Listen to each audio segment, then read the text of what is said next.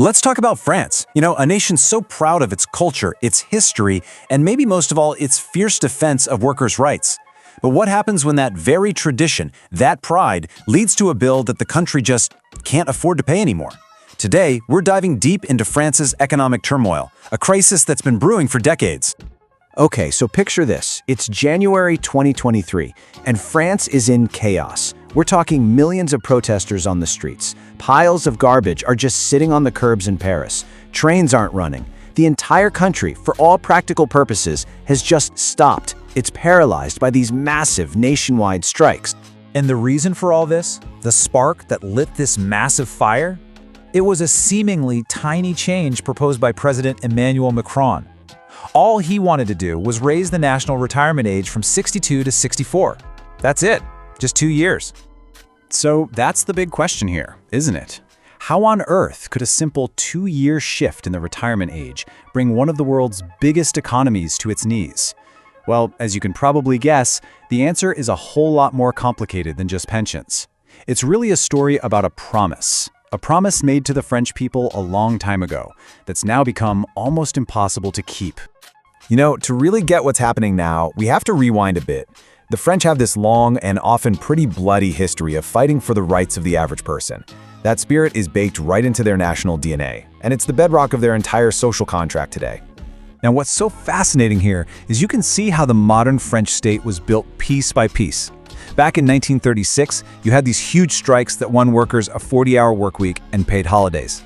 Then, right after World War II, the pension system we're talking about was created. And for a long time, during this boom period they call the Golden 30 Years, with high birth rates and a growing economy, everything worked perfectly. This created this deep-seated belief that the government would always provide for you, from cradle to grave. So the system itself was based on this really simple, kind of elegant idea. Pay as you go. The taxes you pay today don't get saved up for your own retirement. Nope, they go directly to pay the pensions of people who are retired right now. It's a social contract, where today's workers support the elderly, assuming that the next generation will then do the same for them. But that elegant idea had some pretty big flaws hiding under the surface. What was once this great symbol of social progress has basically turned into an economic time bomb. And today, the math, well, it just doesn't work anymore. So the first major crack appeared when these special pension schemes were created.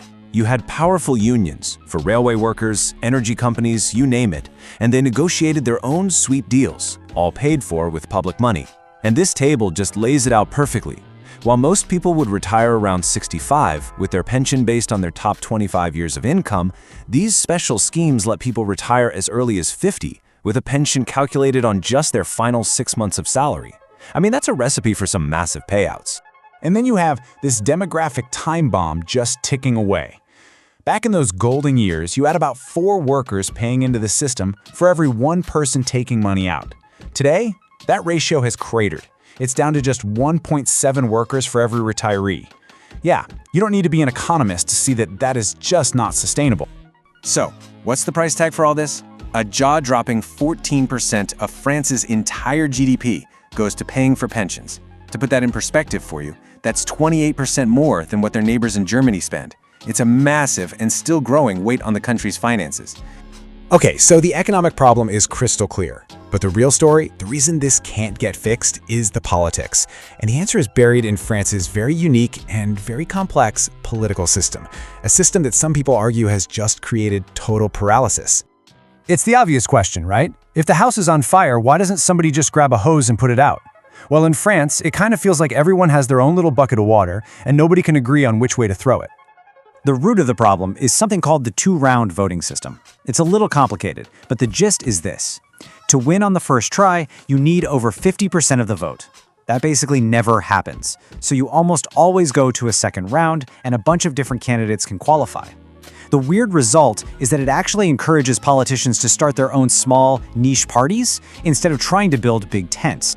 And this is what you get because of that system. A national assembly that is incredibly fragmented. Last time I checked, there were 11 official parties with seats in parliament. Voters just flock to the party that perfectly matches their views, instead of one that requires compromise. So to pass any law at all, you have to stitch together these super fragile, difficult coalitions. Big, meaningful reform? Almost impossible. So, you've got this political gridlock, and the result of that?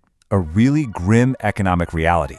Because when you can't make the tough calls, eventually the bill comes due. I want you to just think about this for a second. France has not had a balanced budget in half a century. Every single year since 1974, the government has spent more money than it brought in. This isn't just a recent slump. It is a deep, structural, 50-year habit of overspending. And that half-century habit has created a national debt that is now a shocking 113% of the country's entire economic output for a year. But believe it or not, that's just the start of the bad news. See, the European Union has a rule for its members. Your debt shouldn't be more than 60% of your GDP. France is at nearly double that limit. Okay, what about their yearly overspending? Well, their current budget deficit is running at 6.1% of GDP. That means they're just piling more and more onto that massive debt mountain every single year. And the EU rule for that, your deficit has to be under 3%. So once again, France's is more than double the legal limit. All the financial warning lights are just flashing bright, bright red. So if the danger is so obvious, what is stopping them?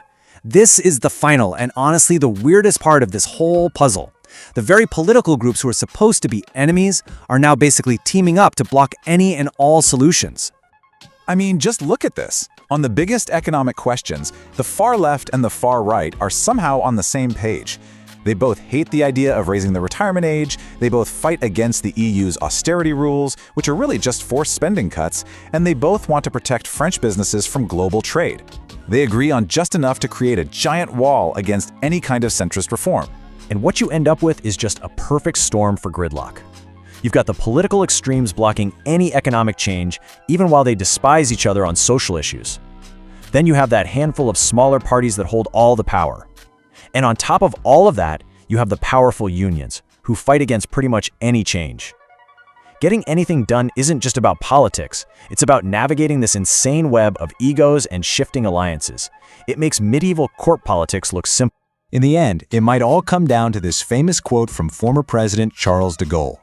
That proud heritage of the French people, that spirit of standing up to the government, of fighting for their rights, it's an amazing thing.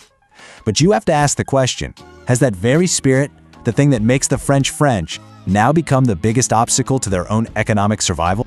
Every lie leaves a mark. Every fortune leaves a footprint. You just have to know where to look.